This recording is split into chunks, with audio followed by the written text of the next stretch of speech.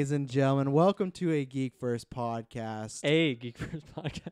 I like how you said that. Well, this isn't a numbered one. Mm-hmm. I think numbered one. But have you ever said that before? Just a Geek multiple First? times. Usually just on reviews. Huh. That's just because it's not a numbered Usually one. you say like a special or like a bonus episode, but this was just a Geek First podcast. I've been doing it lately because I feel like, I guess you could say it's a bonus. I won't say it's special. I feel like the only special episodes are E3 and Comic-Con. Those are like the special numbered ones. But other than That's that, fair. Or a special would be like if we got a copy of Endgame and we're like we got A copy. Just like- a copy. like honestly Shazam is special when that's coming out because we're seeing it early.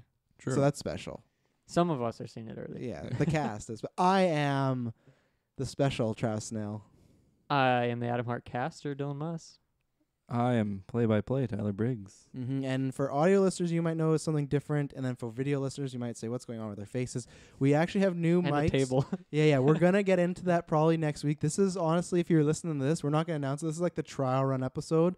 And then we're going to do some announcements of format and whatnot. And but we might have some nice, clear audio. As you might notice, I'm probably the same volume as these two gentlemen, which is a first time ever. That's a rarity. Unless I was sick. It might not sound like we're Exceptional. many feet away from the microphone and in different rooms. We just have one mic and we're both right We're up to it. actually all touching lips on the same mic. Oh, I God. cannot confirm that. Let's say just some quick plugs to get out of the way before we get this. I haven't even introduced it. It's a Love, Death, Robots review, so we'll do kind of different format with this one, but we'll do an overall, then we'll get into some specific episodes that we want to talk about. I imagine there'll be spoilers. I don't know. I mean, it's like it's a 10-minute episode. If you don't want to get spoiled, then like go watch it. Yeah, you can I spend agree. 10 minutes. Yeah, I I'd think say it's it'd be fair. hard, like, for the first, when we go over the whole overview, obviously there won't really be much spoilers, but Mm-hmm. It's not like we're gonna do a plot synopsis of Yeah. each episode like we do in the Spider-Man. yeah, retro. but I It's mean, different. really, like, I would say a lot of these, like, spoilers don't ruin the episode for No. you. If, like, maybe one or two have a fun a lot of it's twist in about it, visual but style. For Yeah, sure. exactly. So before we get in that, two things to promote. In a few days, the Us review will be dropping. That'll be a non-spoiler and spoilers review. We're seeing Shazam early. Kelowna got a screening. My God, we don't have to drive 4 hours to see it. So I'm very excited for that. So we'll be doing a non-spoilers review. And then when the movie does drop in April, we'll do a spoilers review. We'll pre-record that. That will be next week's episode. There'll be probably a Dumbo review somewhere in there. I think just by myself, but I'll talk about that flying elephant. Dumbo. In a few, March 30th, the Geek vs. Gauntlet is back. This weekend, watch the previews dropping for video and audio listeners. I think it's just going to be like 15 minutes of some interviews, talking to some competitors, match announcements, so check that out. Go to Facebook and Twitter because I've been posting a lot of like promotional stuff. And if you've never seen it, I put in like best matches, I put in current champions, I put in like who has the longest reigns of stuff. So It kind of can be hard to keep up. Yeah. So giving you kind of like a history lesson of like the Geek vs. Gauntlet. So lots of good stuff there. I'm trying to think of anything else. April 7th, I'm very excited. It's the WrestleMania watch along. I cannot wait. It's the third annual. You know, we still get to do them because I think both of them have been watched by 802,000 people. So I have the excuse to say, oh, look, people watch these things. You But said that's in April. yeah, you'll be gone for this one, Oh, unfortunately. no. But Kirkland will be joining us. I don't know if Briggs. Someone's got got to cheer for Jinder for me, okay? I'm sure Taylor will, but Taylor's going to join us. Kyle, Kirkland, Briggs, you're welcome to join. Come watch some wrestling if you want. You know, Batista's wrestling this year. That's exciting. Ooh, that is very That's pretty exciting. cool. I'd Yeah, like yeah. to. I'd like to show up. And then I think that's everything. So the only thing you can do now is just please go subscribe on iTunes, Facebook, YouTube, Twitter, the whole shebang. We've got polls popping off. But if you want to catch everything we're dropping next month, the best thing is to do subscribe because we got a lot of podcasts come out. Dylan and Tyler, you're working on some solo game reviews? Well, potentially. potentially. Yeah. Potentially. So that's why you just want to subscribe because there's going to be lots of stuff. And if you're subscribed, please give us a review. 2 people did that. We had 1 5-star and then 1 3-star. One of them was an audio complaint. So hopefully That is probably 95% of our complaints. it's Yeah. there's a 2 complaints are either I hate these people's guts or the audio. The Yeah, audio, it's usually pretty violent with Yeah. the dislike. It's like, if you don't like our guts, then go somewhere else. Yeah. And if you don't like the audio, well, you got new the audio. audio we're fixing. So here we go. So now you- we'll weed out those people and find out if they were lying Yeah. or if like, they No. really just don't like us. Oh, yeah. yeah, it's kind of a mix. So, ladies and gentlemen, let's get into Love, Death, Robots on Netflix original. Who wants to start with this Okay, bad boy, bad girl? so the first thing I want to start with is I just saw this article today that apparently this is something that Netflix is trying. Obviously, this is a Netflix original, and something they're trying with it is messing around with the episode orders. So for everyone's individualized Netflix, At least I think there's 4 different options that the order of Really? the episodes come in. Now, obviously, me and Briggs, he watches on my Netflix on my Dylan account, so we Yeah. have the exact same one. Oh yeah. But I'm curious, Travis. I want to know the order of episodes you had. It looks like the same. From I what I can have see. I have our Yeah. order here, so if, it looks like I'm pretty sure it's the same as Yeah. yours. If you Even- want to, right now, what they're talking about, the episode order I have is if you go to Wikipedia, the episode list, that's the exact same one Yeah. I got. So maybe with Netflix Canada, it's not a thing. Possibly. yeah. Yeah. Or maybe it's just different regions have different ones. you know? Maybe, but, Maybe Canada yeah. and America have different. It just throws me off orders. that the Wikipedia one is the exact same order that I have. So that's why I'm Mhm. sticking with the Canada thing. Like those Canadians. Yeah, like maybe it's not Yeah. fully implemented and like kind of works on some people. Yeah, I mean we like to get those things kind of late, but Mhm. Yeah. I mean also the thing about that though for me it kind of bugs me is that I feel like the ordering of the episodes is fairly important still, just to sort of if you're like binge watching it a bunch, you want to have like some tense stuff, then you kind of calm down. Lighthearted. Yeah. You want to be I able agree. to pace it properly, and if you're messing with that order, then I mean, they can it still do could. that. yeah. I think there are definitely a couple episodes that they could like move spots, but Mhm. for the most part, I felt everything was kind of like in a pretty good spot. Yeah. Yeah. Is there an episode that one you want to start with? I was just gonna say overall that I really like the show. Right, Yeah, I was gonna say that I had a good time. I like this type of concept. I hope we get more of. I don't know if it's particularly this show, but I like anthologies in general. Black Mirror, Tales of the Crypt, Twilight Yeah. Zone, which is coming back in April, so that's Ooh. exciting. So yeah, I really I enjoyed it. It's funny. I didn't binge it. I watched it in like blocks. I kind of watched. I'd say like 5 to 6 each day. I just finished them today. It started off really strong and then it kind of wavered. I think I have about 4 episodes that I think I will remember. But honestly, I have to say that maybe I'm a little biased. I'm not like a big fan of short films anyways. I could probably list you on 2, maybe 1 hands of ones I could remember in my whole life. So it's not really a big thing. And that's also for me is like, a writer, I can never write short films. I'm somebody that I always talk about character and being really long, so it's just something with me. I like this. I think it as far as the title with the love, death, and robots, I think it definitely delivers on the death and robots.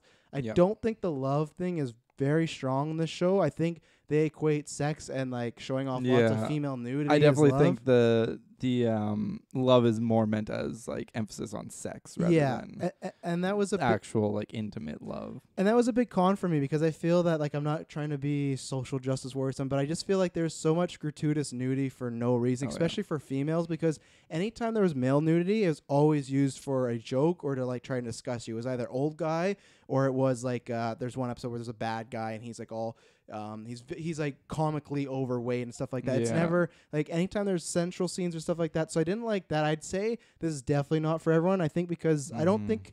I think if you're used to it, but I don't think it's actually that inviting to women. I feel that there's many episodes where there are lots of violence happening to them. It's always them being nude. Like The Witness is one episode. That character did not need to be fully nude almost the whole episode. And I felt it was kind of, it didn't really sit well with me. You can think whatever you want about that. But for me, it's just, I'm all down for nudity, but either go both, especially if it's animated. There's no guy, if they're nervous to show his junk, it doesn't matter. It's a character.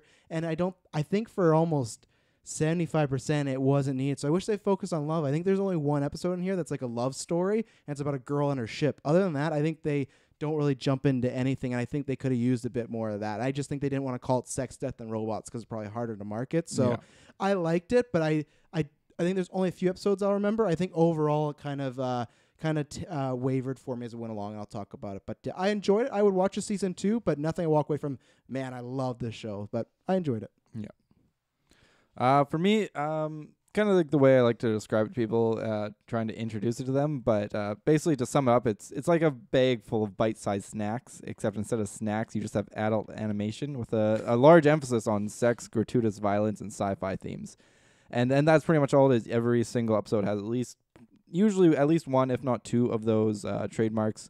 And I think it really that's what the show's about, I think. And with the animation, and I do think, as you said, there was a lot more emphasis on sex and love, and some of it was not really necessary, but it just kind of added to, for me at least, it kind of added to kind of like the grittier kind of feel that they were going for. They were going for like a little bit of a more edgier, grittier, kind of dark humor in some places, and it fit. At least it was fairly consistent across the board, but it was a little over the top. So for a lot of the episodes there, I think like a lot of them are kind of, you can kind of brush over them. You don't really, they're not too memorable, but there are definitely a few in there that stood out that I was really happy were able to see the light of day thanks to this concept of the anthology series. And so overall, I think it's a great thing, and I'd love to see more because it really does give opportunities to these ideas or concepts or just little stories that people want to tell, but they don't really have the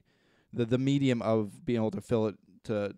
It's too tough to fit into like a 2-hour feature-length movie. Yeah. So it gives it gives an opportunity to a lot of these concepts and ideas to sort of have an appearance in this anthology, and there's a couple that probably might not have ever seen the light of day, except for like on YouTube where they only get like maybe a couple thousand views. I think it overall it's just like a great opportunity for people with these really cool ideas who don't necessarily have a medium that's openly available to them. Yeah. This provides that medium to share those stories and ideas. Especially Netflix, very big market, Oh, yeah. very, very huge. So Definitely. Yeah, I think for me, the thing that was most interesting to me is that this feels like it's expanding on the idea of like what Black Mirror is as a show, right? Yeah. Obviously, Black Mirror, each episode is standalone. You can kind of visualize a lot of them in the same world, Yeah. but they're not meant to be taken that way. And obviously, those are longer and those are all live action. You know, obviously, there's a lot of animation throughout some of those episodes. Mm-hmm. But this feels like it's very much in that vein. Like even the intro of the show is like that kind of same. It's like the same as the Black Mirror's Yeah. intro. Even like the sound clip is like it could have been copy pasted. And so I just had a lot of fun watching it and just seeing like some different ideas, like visually from start to finish.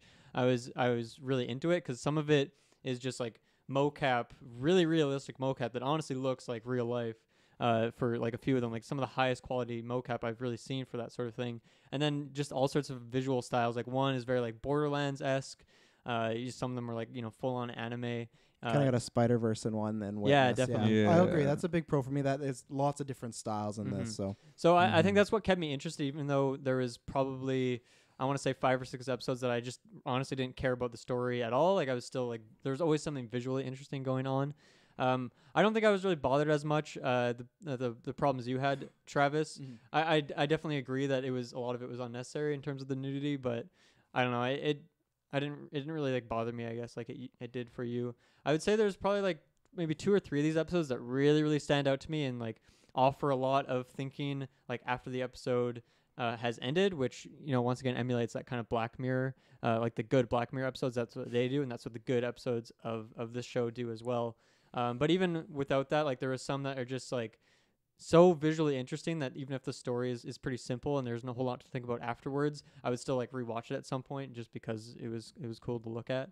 But overall, yeah, I'm really like, this show just kind of came out of nowhere. I had no idea what it was until Briggs mentioned it in the group chat, and I thought I'd check it out, and it was really digestible, obviously, just having like short episodes like this. I would love to see more of this show, or just like ideas of this like expanded further, and I think Netflix is the perfect place to do it for sure. So yeah, overall I was really happy with it, even if I won't rewatch most of these probably ever again, but yeah, I'm ready to hop into it. what was your guys' favorite episode? And let's start there, maybe one by one. I think just because of what I was saying of offering like a lot to think about, I think the Aquila Rift is, I would say Aquila. Aquila. Yeah. Do they say it in the show? They do say it, don't they? I think they do, but maybe was drunk. once. Yeah, I don't know.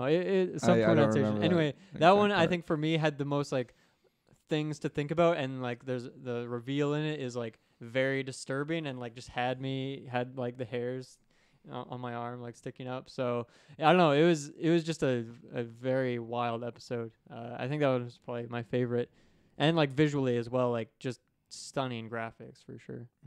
I agree with you visually, but story-wise, I think that was actually one of my least favorite ones, just because I felt like I was just watching The Matrix again, because it's almost the exact same as the movie. So I've never seen The Matrix. Yeah, it's so just there you go. it's the like the first half an hour of Matrix was this, and I was like, okay, and then that's I think sometimes the problem with me with short films, that I think sometimes when they're short and succinct it works perfectly, but then when there's feels like there could be left more, that for me, and that's what happened with this one, where I felt like there could be more, and then it just ends. I'm like, okay, on to the next story. I agree with you. Visually, it looked very great, and you know, it was. I want to jump in right there, and that what you think is sort of like takes away from shorts, for me at least, what makes shorts so amazing is because it leaves so much for the viewer to fill in themselves, and it gives us these opportunities to talk about what could have been, True, how this happens, came before, what comes after, and how the characters react. And Aquila Rift definitely visually was absolutely amazing. I like story-wise, very simple and not a lot to really digest there, not a lot to analyze.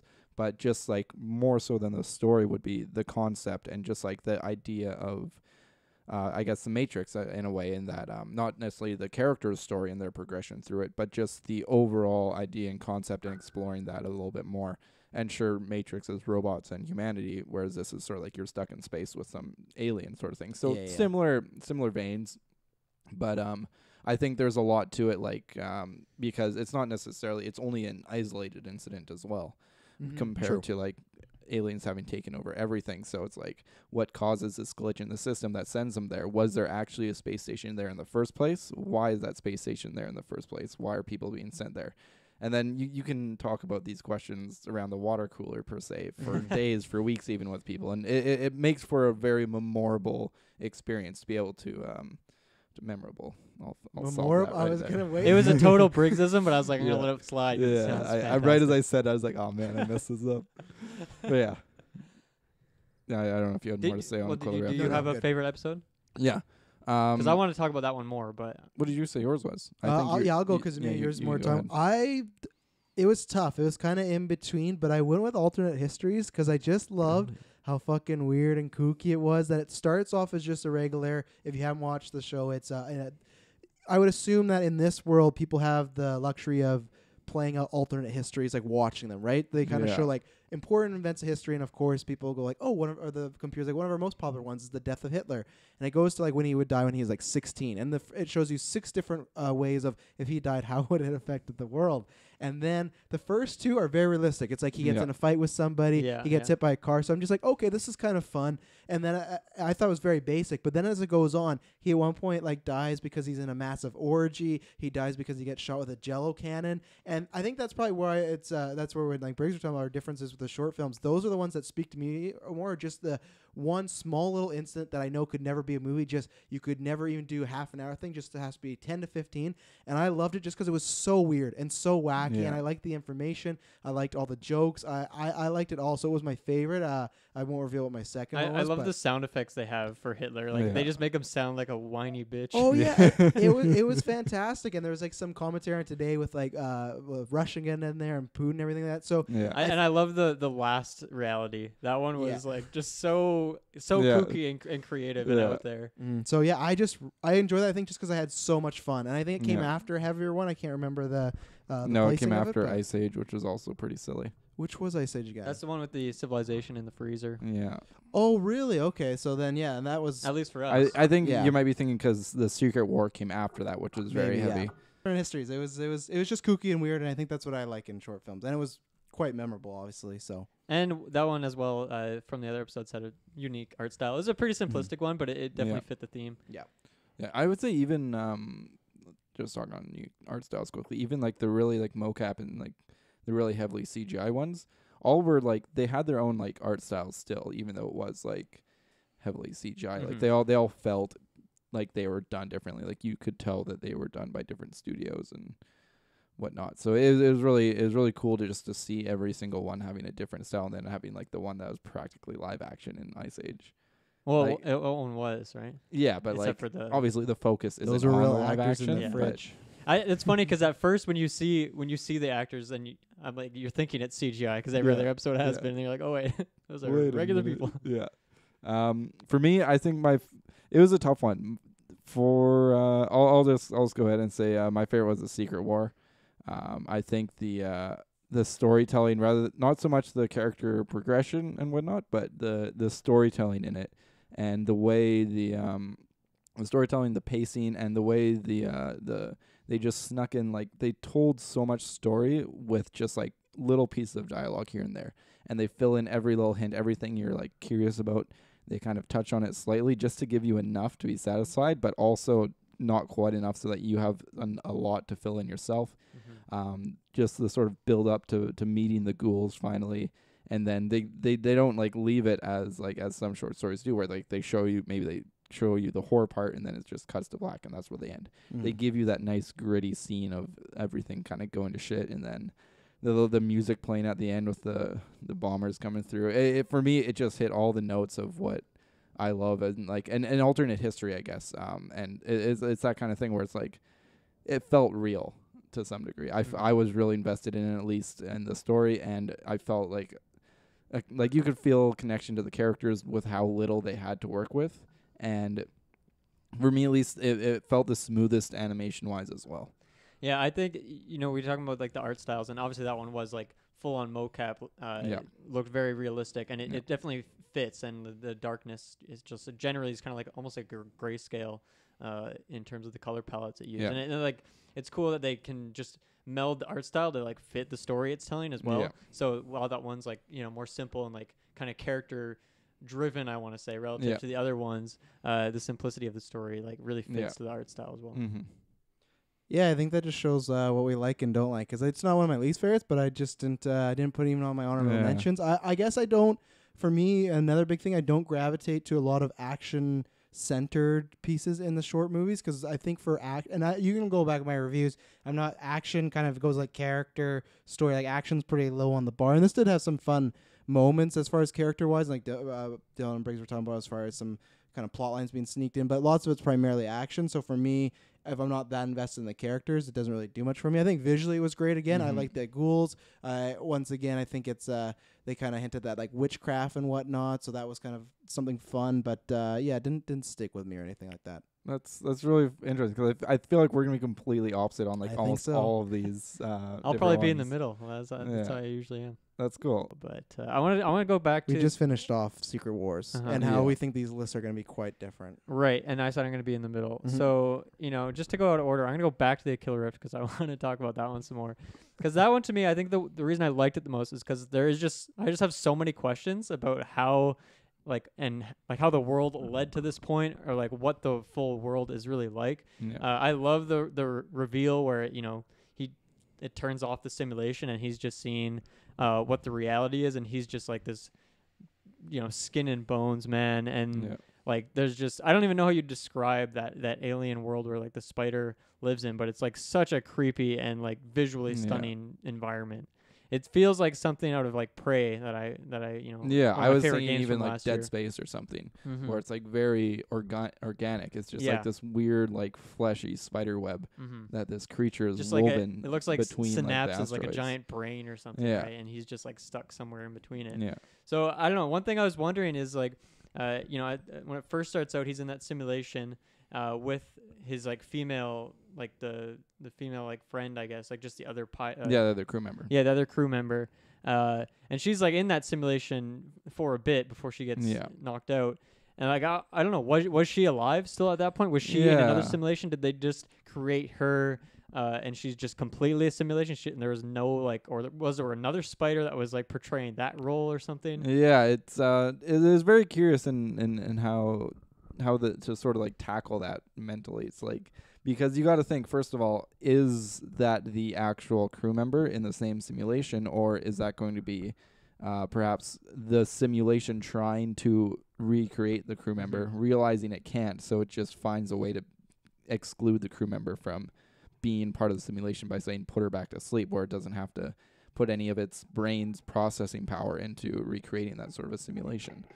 So I would say that it is all one simulation to some degree. Are you talking about the crew member that was like with him? Yeah, so the female crew member. Yeah, not Greta. But like, because obviously if it was, but actually now I'm gonna change my mind on this, because the crew member could have been a part of his subconscious. Yeah, and thinking, clearly they were going realizing that something's wrong, and then like realizing something's wrong when it sort of gets woken up, and then it's not the actual crew member. Or they even like maybe that crew member wasn't dead on arrival, and maybe they had like just recorded footage, or maybe they had her a simulation for her, and then they just used that information that they had like to bring the simulation back or something. And you got to think, how many people do they have in a simulation at a time? Like, do they have, because they would all obviously get there at the same time, do they only sort of harvest, I would say, one crew member at a time in the simulation, and then once that crew member sort of dies, then they bring the next crew member into the simulation? Or, it's a lot to think about, because it looked like when he sort of woke up from the simulation, and he saw like the other crew members in the tanks there. Were they already dead and just like completely brain dead, or were they also in their own simulation? Well, they looked pretty dead at that But point. he also looked pretty dead. If he wasn't, if he was just. But I'm lying pretty there, sure you could see one of their like skull. Yeah, I I think could be did. wrong on that. Yeah. I'm pretty sure you saw her skull like that. Oh crew yeah, member. I think so. And then the other guy who just never woke up at all. Yeah. I think he was still in like the little okay. sleeping bed thing, but So maybe they were still alive. I don't know. yeah. And then, yeah, I guess the other thing is they like reset. Obviously, they reveal like it gets revealed to him that he is in that Mhm. world, and then they just reset it.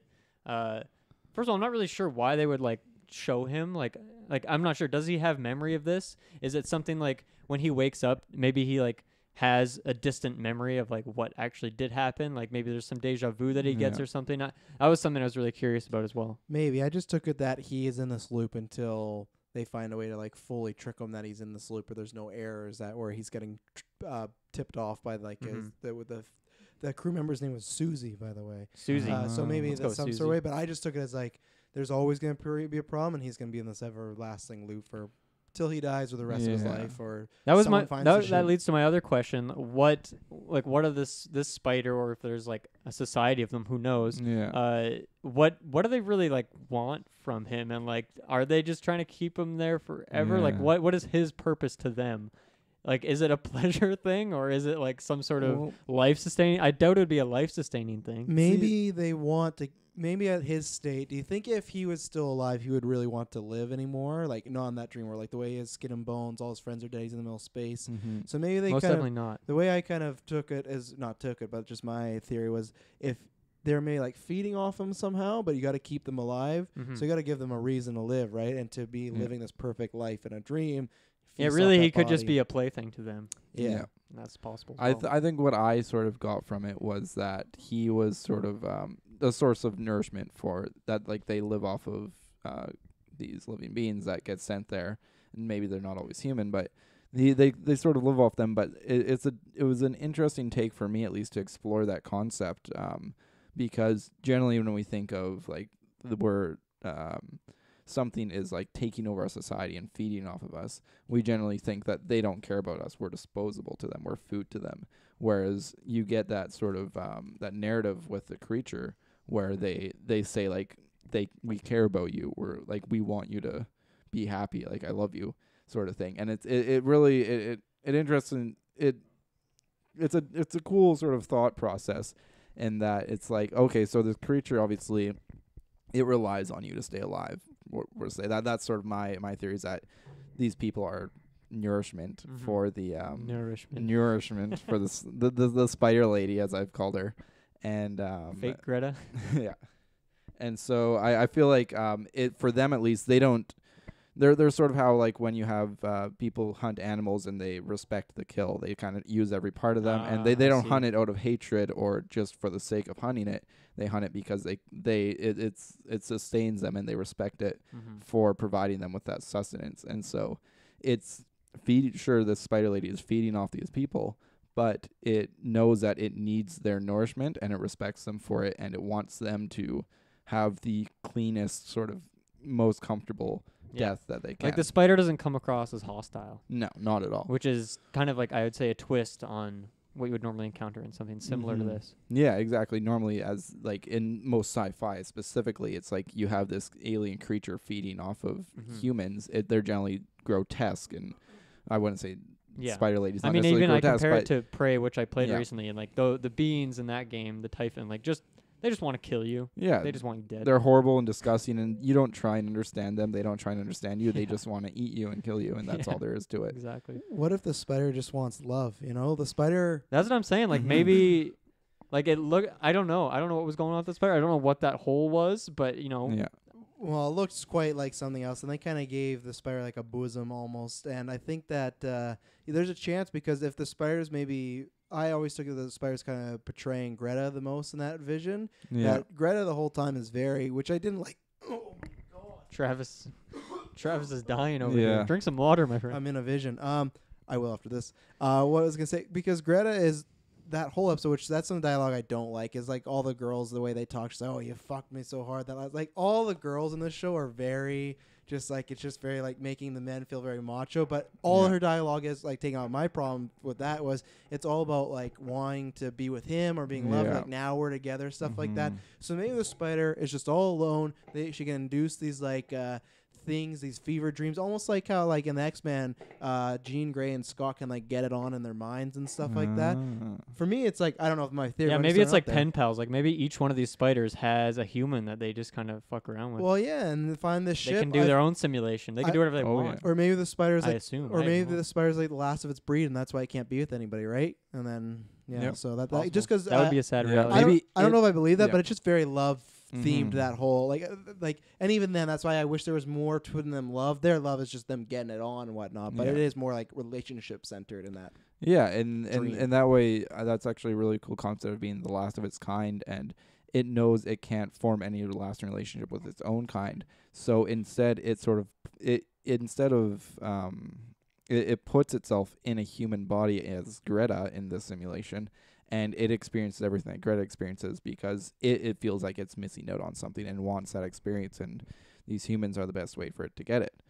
And so that's actually a really interesting way to put it. And what I was kind of thinking about as well is that Greta maybe just the way that whatever.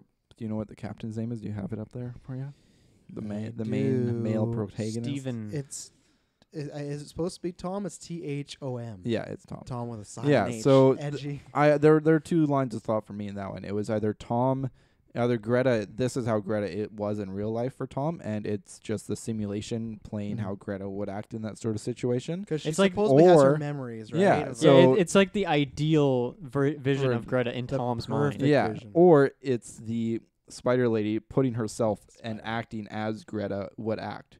So it's either I feel like it would have to be like whatever Tom's perception of Greta was, because Greta's not there, so the only like thing the spider has is just pull from his memories. Yeah, but then she puts herself in Greta's place to sort of have that more intimate interaction with Tom. Or can she just sort of put her voice in anyone? Because obviously it's like, well, I haven't been telling you the truth. That was obviously the spider talking. Yeah, maybe that not same the spider was portraying Susie. You said is her name, Susie. Like, because I don't. Do you see Susie and Greta in the same scene together? Yep. Oh, I guess you do. Because right? Susie attacks Greta. Right. Well, I think that's because Susie is a part of Tom's unconscious who realizes that something's not right. Because it doesn't really make sense that Susie wakes up and sees Greta as a spider lady. She just says, that's not Greta. Yeah. And so, obviously, it's the way I see it is that it's part of his mind saying, this is like this. Something doesn't add up here. That's a curious thing, too, because it makes it seem like Susie wouldn't be just a true simulation, because why would she be trying to foil the plan, right? Yeah. It almost seems like she had seen something pretty nasty and was trying to warn him. Yeah, but maybe that was just his subconscious also trying to, like Inception style, like creating, what do they call it in Inception? But creating just like the sort of like security teams. Yeah. Plus, we don't know if like real Susie ever met Greta, right? No. They just talk about Tom and Greta's relationship. They don't be like, oh, she's a former team member. Right, you kind of just assume that they had met. You know? And it seems that there is some dialogue where Tom left Greta back on Earth or wherever their home planet is to work on his ship and to pursue his dream of, I don't know, being a spacefaring captain kind of guy. And so, and it seems like Greta obviously didn't want him to do that, so that's why he left. There's like one line of dialogue for it, but that's kind of the gist that I got. So it would make sense that none of the crew really has ever met Greta, because he left Greta to do that, and maybe they'd never met him. Right. But I don't know. I think this is pretty much the reason why it was my favorite episode, is because I had the most to think about after it was done. Also very visually stunning, and a lot of really cool things. I mean, just the way they did the reveal for me was really good, and the reveal itself was really well done in that they brought the spider lady in as sort of like a silhouette. Yeah, exactly. And it was really cool. It was kind of a throw off in that the silhouette of its limbs almost looked like a humanoid shape as it was kind of walking out of the shadows, and then you see the head lower down on the body, and then more limbs come into view, and it's like, holy crap, this was really creepy. Yeah. And then also on top disgusting. of that, it's like it's a really unnerving like creature, but they don't do it in any sort of like shocking horror kind of way. They make it they make it feel like as like they kind of ease you into seeing it, so that when you finally see it, it's not like you're horrified and disgusted, but it's like obviously very, very tense in how you and you see it, and it's like that's really unnatural, but it's more unnerving than it is horrifying. And I thought that was a really cool twist on just really emphasizing that like different perspective of this sort of this alien thing that's sort of taking over your mind, but isn't necessarily hostile. And if you were in that situation yourself, would you then try and keep fighting it and trying to keep wake yourself up, or would you just kind of accept that this is your life now and this is as good as it's going to get, even though you know maybe that even just like in a faint dream, you know that something's wrong, and you know that maybe this is kind of gross, but it's like, what other choice do you have? it seems like he's been there for a while. Yeah. At that point. Oh yeah. A little while. I think that's all I had to say about the Aquila Rift. I don't know. Which one do you guys want to hop into next? I would just quickly mention, if you guys have anything to add, because it was my going back and forth. Ice Age was my second favorite. I just like that's the same thing again of what I talk about. What I like in these, I like a nice like quick content, something quirky, something even if it doesn't have to be dark or funny, but just something so crazy you wouldn't do that in a movie. I really like that one as well. I like it. I like Topher Grace just kind of being back in the limelight a little bit. You know, Black Klansman. He did that. I don't know if I'd describe this as limelight. I know, being part of a 10-minute short. I'm glad I'm just seeing him again in my life, because there was a while after Spider-Man 3 was over for him. But so I hope bring Topher Grace back in more stuff. That's where he was from. Yeah, he did that. And go watch his Star Wars edit. It was really good. He put out 2 weeks ago or whatever.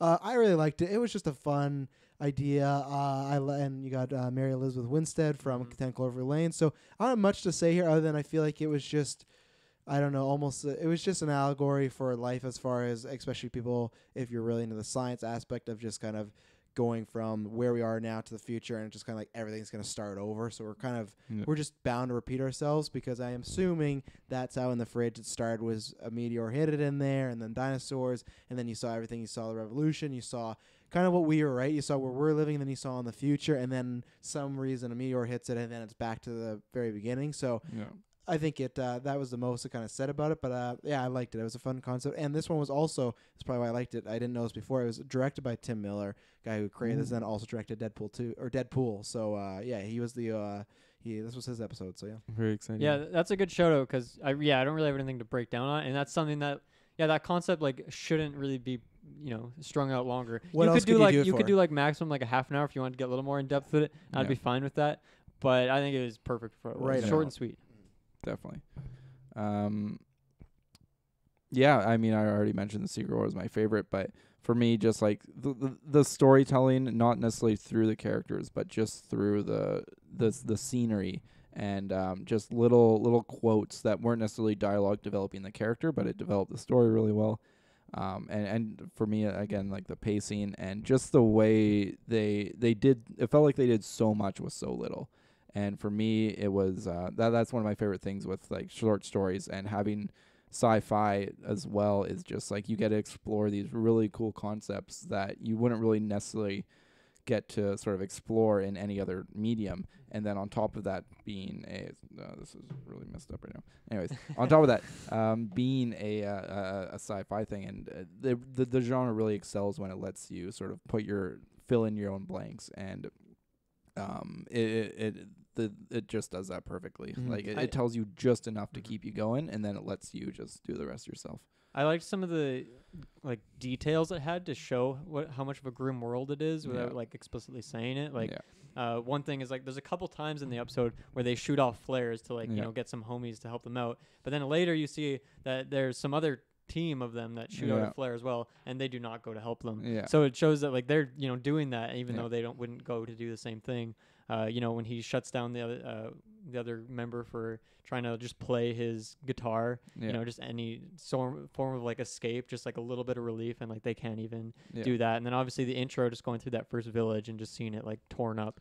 So it just really, I just like visually, I just really liked how they showed how much of a messed up world it is before you actually see the creatures. Yeah, it really is a shining example of just show, not tell. There's like very few dialogue. It's pretty much there's so much focus on the visual, which is really cool with it being an animation in and of itself. But the way it sort of sets it up with it feels like it's just some normal war sort of situation. You have this group of soldiers going to a town, and then it's sort of it feels sort of normal, and then it starts to bring in showing things that are more and more grotesque and messed up, as you see like a couple mutilated bodies, and then they walk through the street afterwards, and they walk through the street and there's like, sweet, we're looting this town, there's more supplies, but as they're doing that, there's just like these families of bodies just like strewn about the streets, and they're just completely ignoring it, and it shows the sort of mindset these people have and like kind of how grim things have gotten. There's brief remarks about it being during World War II, as the Germans are coming in and they're trying to find the initial quest was to sort of find this demonic presence that could fight alongside the Red Army to help defend from the invaders. And then there's some political intrigue with how it was a secret police sort of on a side mission to kind of figure this out, to make friends with these cultists and get this demonic force on your side, and how that goes wrong. And then they have that little conversation about with the lieutenant, where he's like, where someone questions him, like, is this the right thing to go tell them, to go tell like the upper brass of their failure, and then it's like, we'll be killed for revealing their failure, but it's like, but this is our duty and this is our mission, we need to do it anyways. And it was a really good job of just showing so much with so little dialogue. Like the one line of dialogue would tell like a whole person's story, and you could tell like why they're there, what their job is, and like how they feel about the whole situation. So for me, it was just like that it was just really well done, and it was for me also like very much like the highest quality, at least as far as animation goes, soundtrack, and just like the way they paced it, and it just had a really great ending as well. Yeah, I will say that because I don't have much to add to the actual episode, but I think for the majority of the episodes, I like that they all had distinct worlds, and even though some of them they could feel like a bit similar, but they all found some way to make them stand out. And I think they did do, for most of these, good world building. I think sometimes that hurts some episodes where they did a lot of world building and the story's really quick, so it doesn't really do much. But I like that, especially because I think what we were talking about this a couple of days ago and what Briggs alluded to is I think we do need more sci-fi stuff, because I love Star Wars, but Star Wars is not actually even sci-fi. It's more fantasy if you really think about it, because they don't really get into about like science. Really, it's about a guy with a laser sword that can move stuff with his mind, right? That's not really scientific, So I think especially that's why I always was bummed that Blade Runner bombed so bad a couple of years ago, that I'd like more like this. I'm a huge fan. I just recently like Ex Machina. Like I like those type of concepts. So I think the world building in most of these episodes were all really good. And even though I didn't like love Secret Wars as much as you guys, I think that stood out to me. So yeah. I want to as another sort of notable mention, and this was actually, for me at least, what felt like the crown jewel of the series. Ooh. I think this will probably. So wait a second, was Secret War was my favorite. For me, it was the crown jewel. Okay. I would say it was my favorite. I thought you were leading into a second one. Yeah, I was like, wow, he really pulled the wool over us. You got a number one and a crown jewel. Yeah, this is my favorite. Then this is the crown jewel. Yeah. Well, I think this one, there's no way we're not going to talk about it. So for me, at least, like, my favorite was The Secret War, and I think it was a great one for them to finish the series on and everything. But I think the sort of the crown jewel, not so for me the best one, but I think the one that they really showcased obviously was Sonny's Edge, the beastie monster fight one. That was definitely like, that was the perfect one to put at the start. It really set the tone for the whole thing, and I mean, I want to talk about it at least. I had that as my third as well. I have the 5 that I really like. That was my third. And even then, as from a story standpoint, I like this one the most, because I said this to you guys at a party a couple days ago. For me, another thing I like in shorts sometimes is something that maybe it's not a movie, but it could do an idea. And obviously this story I don't think could be a movie. It's pretty succinct, but this world, the idea, the concepts they're dealing with, even the twist I kind of like of, okay, how does this woman end up in like a monster body for the rest of her life now? It was just, there's multiple questions I had and multiple things where it's like this is one where, it worked being short, but I'd be like, I could watch an hour of this or an hour and a half, something like that, because I feel like there's just lots to it. I would have liked to seen like how the gambling and the world works as far as the underground fight. I love underground fight. I think it's because of my love of Fight Club. Same thing, Knights of the Republic. There's a Jedi underground fight thing. Like anytime people are underground fighting and it's done well, I'm really for it. So I really like this episode. I liked Sunny. I really liked that she had that moment where she was kind of playing them, because at first when I thought she just died from getting like, sexually aroused, I was really like, this is a big bummer of episode. Like that's a really lame way to go. And then I liked how they did it, but yeah, I liked everything about it. I loved the creepy guy coming up at the beginning trying to get like I said, there's lots of things I would like to see again in this world. Will we ever see anything? I don't know, but what I got, I really enjoyed. So from a story standpoint, this one was definitely my favorite as well. Yeah, I think you make a good point. Like I could see this one being stretched out into a full story. You could have like all sorts of different characters with different motivations, and it'd be fun to see just like the world outside of that. Like what happens when they go upstairs? Like what's going on out on the streets? Do her friends know this too? Like do her friends know she's in the monster? Do they just? I think so. Yeah, but that's we don't know for sure. That's what I mean. Very true. And how does that well, conversation go? She does say at the end that she got put back together by her friends. True. So I would assume they're aware to some degree, and also they seem a lot just as like very stressed out when it looks like she's almost lost. Like for them it seems like they think she's about to really die. And that fight scene is really good too. Oh, very brutal. Just the way. Great. Yeah. Mm-hmm. Like I would. Yeah. I mean, it was really cool. I loved the style of. I mean, it was CGI, but it was also just like the way they sort of used the art style in general, with like the tattoos that glowed in the dark, like the neon tattoos. That's how gritty and like kind of this. You starts off seeing this really those high-tech exist, city. right? Tattoos that glow in the dark. Yeah, but it was really cool. I don't think the way Briggs. I don't think what he's referring. But they're working on it. Yeah, but how they had the like this crazy high tech, like advanced, like almost utopia looking civilization at the very start, and then it just goes and pans down to like this really gritty kind of outskirts of town sort of thing. And then you see them; they obviously have like this pretty advanced technology to have these monsters and whatnot fighting. But then it's also like everyone's in kind of like more rundown clothes. The building itself is run down, and it really sets the tone, and it just the aesthetics of it was really astounding. I have one that I kind of just have a quick shout out for, because there's not really much to break down on, but I thought it was really fun, is Fish Night, which is this one that starts with these two kind of businessmen, driving through the desert. This is the one I was talking about that kind of has the Borderlands sort of kind of look to it. Shell-shaded Spider-Man. Yeah, I can see that. A lot of sand. Yeah. Yeah, so it's a very simple story, but what I really liked about it is obviously it gets like pretty fantastical, and there's this guy just floating through the sky with these like really, glowed up fish and stuff like that. Big acid trip. Big acid trip, but it also, what I really liked about it is that it really came across as like something you'd find in like a Disney movie or something. Like I feel like this exact scene is almost in like Coco that I watched a couple of years ago, and I love that it just had this very lighthearted theme of this guy just swimming through the air as they're like just lost in the desert, just like a really happy feeling. But then it just turns so quickly to like that dark, bleak world, and like, wow, that guy's just dead now, he's just gone. Like what's up for his friend now? And but his it was just like a great impending doom too. Like, Yeah. hey, Yeah, definitely. Yeah, no, I really liked that episode. It was in my honorable mentions to make my top 5, but I liked that was just because the visual story, very light, but just so much going on. The fish, it was just, like I said, I think if you're into acid or whatnot, that's the episode for you. You're like into acid. Yeah, hey, maybe we have some viewers. If you are, that's the one to take some and watch that episode, because even I, who doesn't do acid, felt like a nice acid trip, and that was good. Yeah, I liked that episode. Mm-hmm. The last one I want to talk about here would be Suits. This is the farmers. I'm not really sure what to relate the art style to. I know it seemed really familiar, but it's not like this, but it felt almost like a little like a lower DreamWorksy, almost Shrek sort of. It felt more like a family, like you'd find. Yeah, it's not Pixar. Very much quality. like a cartoon sort of. Yeah. Like To me, it was supposed to be inviting. Like I felt when the episode like the like the Long Dark, or what was it? It's Firewatch.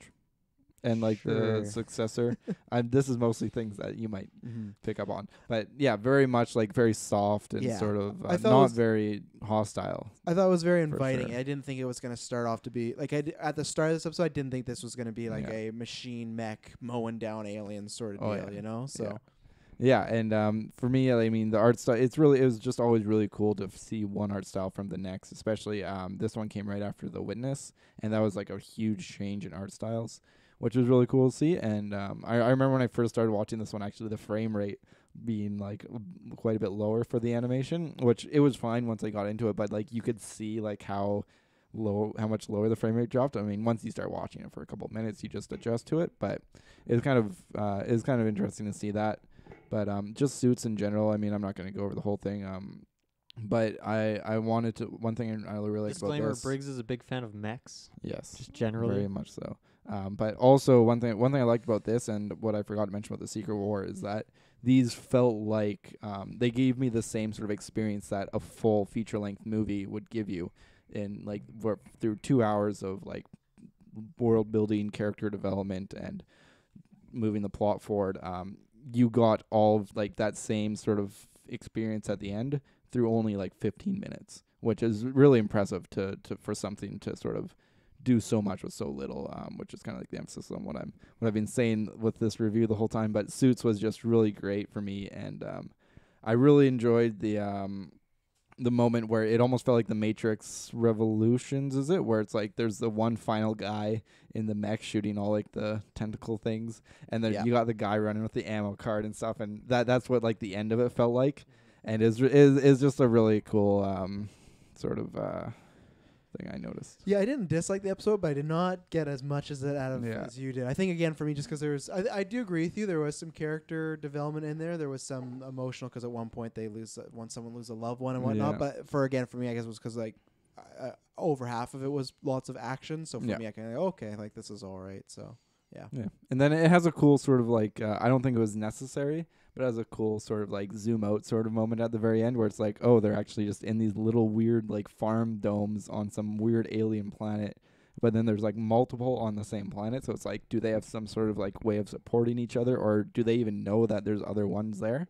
Or you could think like, oh, this is a simulation of like the farms are actually like people playing a video game, and it's like all set up sort of in that way. And testing to see how it would work if humans did want to move out and try this out. Yeah, exactly. So it's a really interesting concept that it just sort of like opens the world up to at the very end. So yeah. Yeah, two other ones I got to show for the top 5 ones I liked. I really liked 3 Robots. Very simple, but I just thought it was a fun. That was I'd say it was probably the most comedic episode, I think, and lighthearted. Yeah, obviously the end is they're gonna maybe get killed by a bunch of cats or have to fight a bunch of cats potentially. It's gonna lift ambiguously, but I just like that of them just talking about like, and that had I think lots of kind of looking at culture today and stuff we're doing as far as things that people complain like, oh, this old generation or this new generation, they do this. Lots of robots. Well, they did this and this and this led to their demise and blah blah blah. So that really like deep that moment of the robot just laying it out. Yeah, and then it got to the fantastical of like these cats. So I like that one, and I really did like The Witness. I loved the art style. That was obviously I'm kind of on the Spider-Verse hype. They have moments like when doors closes and they punch. Like you got the bang sound effects. Yeah, I love that. I love that. Even though this was one that had like a lot of nudity that I didn't think it was needed, or you go both ways. But I loved the clubs and sex clubs because that to me is when I can't remember what episode you're talking about. With the neon tattoos and Sunny's Edge. Yeah, I love stuff like that. Like in Blade Runner, the way people dress and they look. And I just watched 2049 again, and there's just one moment where Ryan Gosling's passing this sex club, and you just see these people like pressed up against windows and all their clothes, and they're doing it. And that to me, I love the look of not just sex club, but there's one moment where they get in this club and this guy just has like this big crown and he's like wearing leather. I just like, because in our movies, if we just do regular, like the MCU, you can't see these weird ass, futuristic costumes. So I liked the world. I liked all the aesthetic. The story was fine. It was a very simple of like kind of almost like the one you guys really like. She's just stuck in a loop her whole life, which I don't know why, how'd that happen. Is it just a dream? I don't know, but I liked that. And then I'm not sure if you guys have anything to add on those. But those two were in my notes as well. I think for The Witness, it was just like the art style and the color scheme, like the color schemes in particular were really well done. I like the little onomatopoeia sort of things as well. But one thing I thought was really interesting about the world is like when she was running away from him originally, like walking through Chinatown or wherever they were, like there was just no one. There was not a single person in that world. And I found that kind of curious. It's kind of a weird little detail. I'm not really sure what was going on with that world. Also, the world, like it was all just like these large buildings that looked the exact same. And then when she was like on the phone with like the operator for 911 or whatnot, they didn't really seem to care about what she was saying. So it almost makes it feel like she's intentionally stuck in this loop, and there's like someone or something controlling it from afar. That, or I took the honest, just old trope of I think she was just in a dream. That was my kind of way to take it. Because the same way when we're in dreams, if you think about it, like stuff makes sense, but then all the time, Yeah, but like you that, know you can't run in a dream. But sometimes if you master it, Sometimes- Actually, you know what? sometimes Last you week, run for the too first time in my fast. life, I had a dream where I was just booking it across rooftops. Yeah. I've never ran that fast in a dream, and that Yeah. dream was like an hour long. It felt like. I'm so into Right on. flying my dreams. I used to listen to like a lucid audio track when I would go to sleep when I was single. When I started dating, didn't really happen anymore, but that kind of helped. It's kind of weird to walk into a room and see someone doing that. 100%. But that's the way I took it. It's just like you think about dreams where it's like stuff seems normal until they don't, right? When you're in a dream, Yeah. like this is weird or this person looks different, or it's like it'll be like it could be example, we'll be podcasting, but then for some reason we'll be all the same age, but then Taylor would be like 5 years younger. He'd be like, why are you like? So that's why I kind of took it. Like when you're mentioning the buildings and stuff like him, like seeing him again, I feel like it was just a loop. I didn't think it was anything as a big demise as some of the other stories, but Yeah. who knows? Maybe it is. Maybe she's just these both her and this guy Yeah. are just. But that's why I kind of took it as like a dream. There's so much just weird stuff going Mhm. on in it. Yeah. And then I wanted to touch quickly on the 3 robots as well because I really liked that one as well. First of all, I loved the intro because it was just like probably 30 seconds or a minute long of like just a very slow pan. You just see like a skull on the ground, very Yeah. dark world, just some wind blowing through like some broken vehicle, and then like the robot just crushes the skull as he walks up the hill, and then he just has like some comedic comment like, "Where the hell are we?" So I thought that was a perfect intro for what ends up being like just a very comedic episode, and I just like the team they had assembled. You know, like a very classic like iRobot, just the default sort of robot you picture, and then like the one that's just like a children's toy essentially, and then I don't even know what the purpose of like the female robot is. Like I don't really know Yeah. what that would have been used It's for. just the pinnacle. Yeah, it's almost just like a of, walking encyclopedia robotics. that it can just do anything. And Yeah. I that was a really fun episode for sure. I really enjoyed the joke where it's like the Xbot like 3 was like a game console, and then he was the Xbot 4000. Yeah, And yeah. it was just like, man, that's hilarious. Yeah, and all 5, I have nothing to say on. Just honorable mentions. Still mention Fish Night. I liked Zima Blue just because I liked the simplicity of it. Yeah. I liked the art I style. like the art style a lot. Yeah. Yogurt, just because it was so weird. I like Yeah. the weird ones. I wish there was almost. I think you could have done a little bit more with that, but Mhm. still, it's fun. Shapeshifters, just because I think I liked the action of when they're turning the dogs and whatnot. Yeah. That was good. Everything was pretty basic episode. I liked the premise of these soldiers that are enhanced. It's pretty much just X-Men, and it's like they all have a problem with you, even though you're saving their life. But I like that. The action scenes were good. And then Sucker of Souls, even though that had a lot of the problems I talked about as far as they made one too many like pussy jokes and stuff like that. For Yeah. me, I was rolling my eyes because there's like a string of episodes of 4 points where it's just like, man, you can tell dudes wrote all these episodes. But I like they're That's true. they're trying to find something, and then what happened to be Dracula, and it's like a hidden. I like when people do that. They take like a old classic monster or maybe urban legend, like kind of what Shrek does, and they spin it. This is Dracula, but he's like the Hulk. He's just blood sucking. He's a big monster. So I thought that was fun. It was like just a fun kind of action episode. So those are ones that were just honorable mentions that I liked, but I wouldn't recommend to anybody. Yeah, I think the last one for me to mention is Good Hunting, which was a little more like Yeah. anime style. But I just really like the story in that one. I like the connection between the two main characters, and I like the full circle moment when she like kind of loses the ability to do her like transformation, but then he kind of gives it back to her like through robotic means. Yeah. Just a really like interesting story. Like that one, I felt like is another one that could have been like stretched out into something longer if they wanted it to. Obviously, you'd need to add other things to give it a little more substance, but it was just a fun little tale, and obviously once again a different art style from the rest of the episodes in here, even though it's quite like more classic art style just in and of itself. Yeah. Good Hunting for me, like it didn't necessarily stand out on its own as anything for me that was like special, but I personally am a sucker for like that sort of steampunk revolution kind of Definitely vibe, and so for me at least that whole concept of automatons and whatnot was super interesting for me. automatons. So, that was really cool. 40 automaton teraflops coming to the Oh yeah. Xbox, whatever. I want to just shout out one more for me at least was Helping Hand. I thought that was really interesting, and again that was more of just a personal preference. I don't think it did anything like over the top like Which one was Helping Hand objectively. again? It was the one where the girl was doing the EVA and then she had to Gravity. rip her arm Yeah, off. that was an awesome episode. Yeah, as well. so Ice. for me, Ice Age. I really enjoyed that one just because like for me like space, just going to space is such like a cool concept for me. It's and on the bucket list. it was very much, you could say that. It was very much one of those things where it's like this could be like a thing in the next 40 years even. And then and just like, and I've definitely Aquila Rift as well. Like I've done a lot of like thinking about like just like going into space and like these little things that can go wrong, where it's like you're just stranded like in like your space that you're just floating off, and it's like, what do you do? And for me at least, that just that concept I've given a lot of thought to, and so it's really cool to see that sort of put into action, and then the way she sort of dealt with it, and just like the visualization of someone taking off their spacesuit in space and seeing her arm just like exposed to vacuum, and just like going through that like life over limb sort of moment. It was really cool, and then it all kind of works out in the end, and it's like, oh, just that sigh of relief. Whereas if you're in the movie, the collective sigh of relief. Honestly, I guess it would probably be that frozen because where she is. But would it be that easy to break off the arm, you think? I mean, if it's frozen, it wouldn't be too bad, and like it didn't look like it was necessarily easy. I guess just the way I think about it is if there was like a size of solid ice frozen that was kind of the size of her arm, even if I took it and put it over my knee, I don't know if I could But break I think it, right? I think like a block of ice on Earth is much different than just like the Yeah, lack of anything Ice is cold.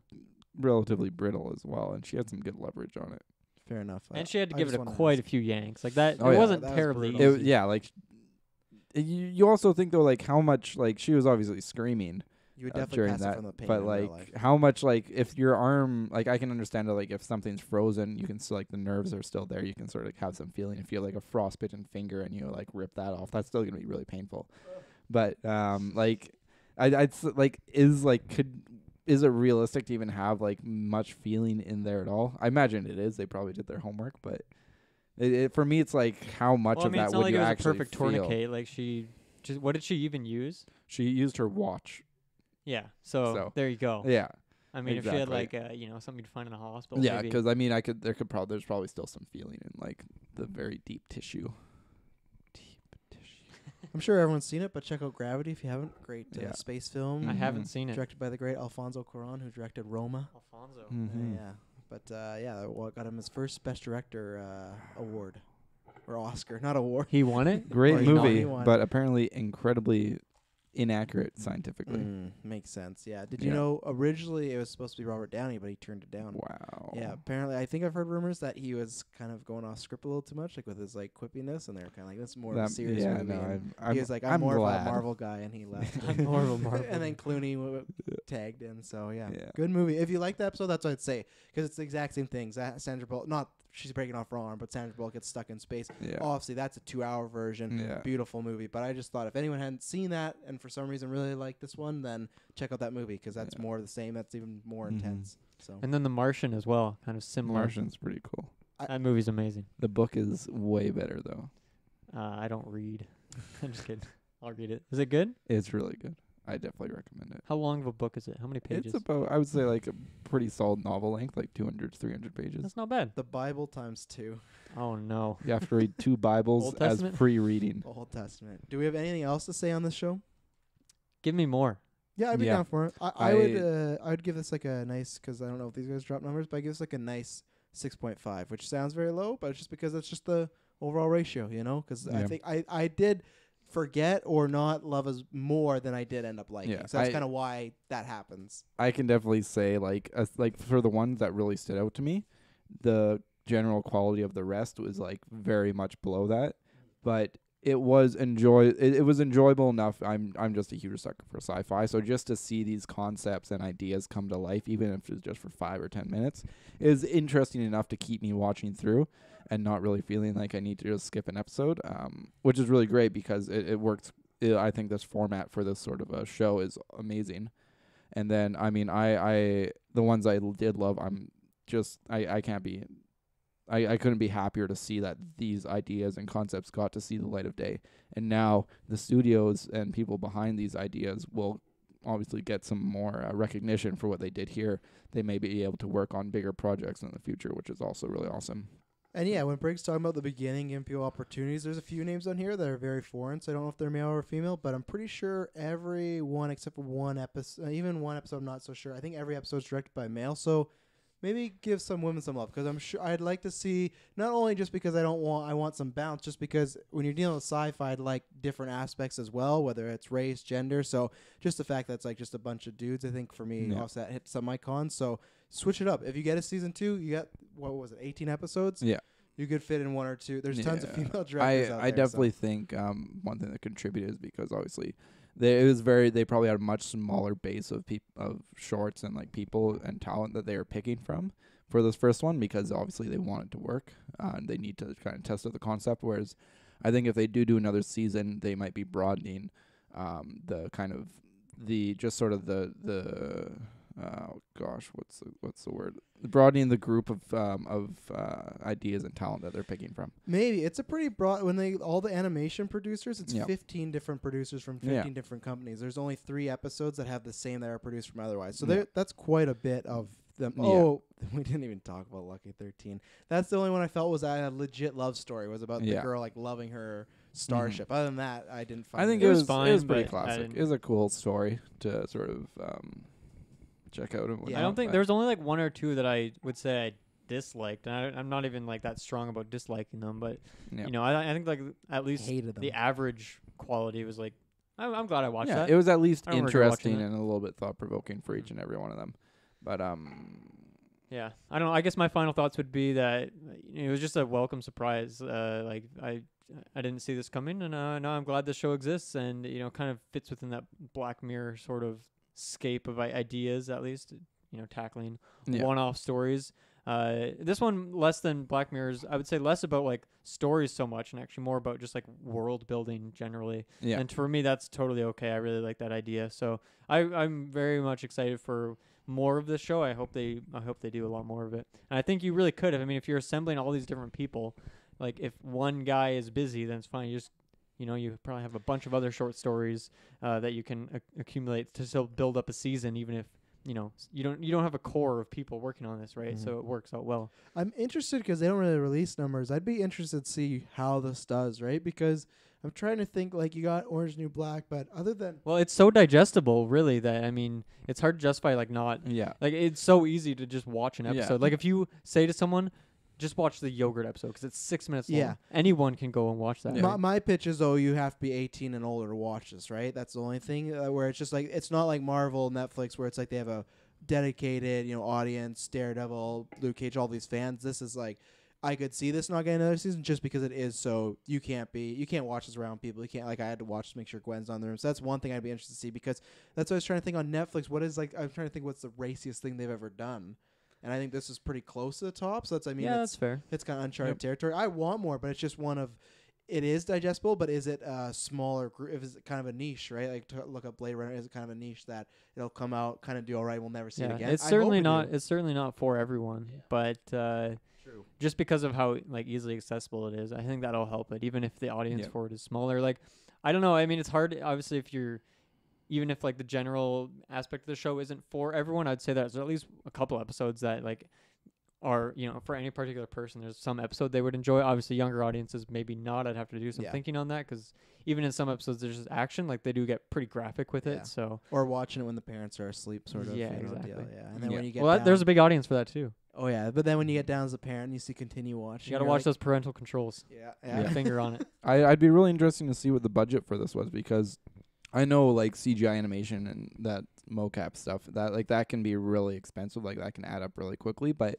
with how short and sort of quick a lot of these episodes are, and some of the longer ones, I wouldn't say, but overall, just like the total runtime of the entire thing compared to putting out a full season of like some CGI something or other, I would say even if this isn't like a top viewer sort of thing for Netflix, it's a small enough budget that they can keep it going for a more of a niche market, because they could even cut the episodes from 18 down to 10 in a second season and only still have like 10 to 15 minute episodes. And I think it's a much less, draw on their overall budget that they can justify keeping it They up don't really there. need to be as rigid with it either. Like it doesn't have to be like Stranger Things that has one season per year sort of deal, right? They could just pump these out whenever they have some Yeah. good to go, enough to form a season. And obviously like Black Mirror as well. Some seasons are longer than others. This show could do the very same thing. Yeah, and I think there's just such a huge, as far as like short films and short animations, there's such a huge pool to draw from. There's so many like independent things that like just post little things to YouTube. Like if you've seen what is it, something there's like it's called Firebase, I think, on YouTube. It's just an independent short film sort of thing that's really, really cool. You should definitely check it out. It's only like 20 minutes or so, and it is like really high quality for what it is. And the amount, the sheer amount of like sort of smaller independent, I guess, short film sort of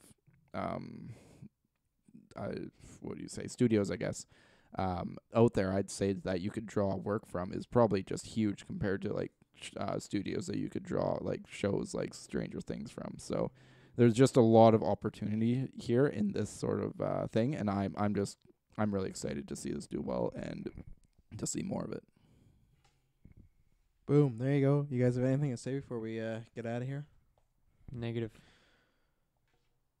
Nope. No, so you can find all the links down below in the description, whether you're a video user, podcast user. Like I said, give us a description, a like, or a review. That helps us out a lot. Patreon. I'm pretty sure this weekend both Gauntlet events will be dropping there. So if you're Patreon, you can get those, one like a week early and the other one a month early. So some good stuff there.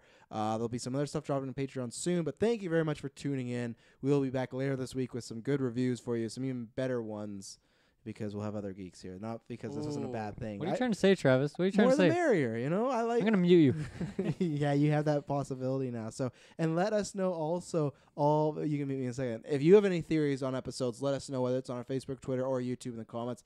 Let us know. We'd like to hear them. So, thank you very much. We promise you it'll not be boring. Peace out. Later, nerds. That was a creepy later, nerds.